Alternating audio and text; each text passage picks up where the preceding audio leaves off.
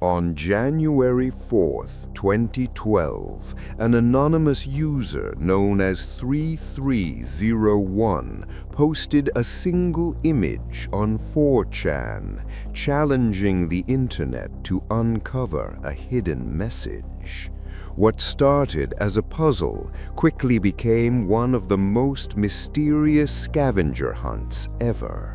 Using ciphers, hidden codes, and even a phone number, players uncovered clues leading to books, websites, and coordinates across the globe.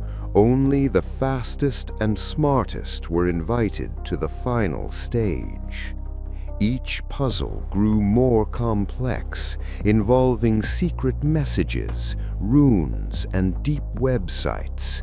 Some believed it was a recruitment for a secret society, others a test for skilled cryptographers. The truth remains unknown.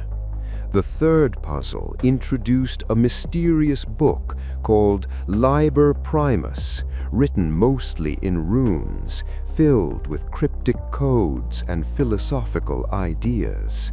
Years later, much of it remains untranslated.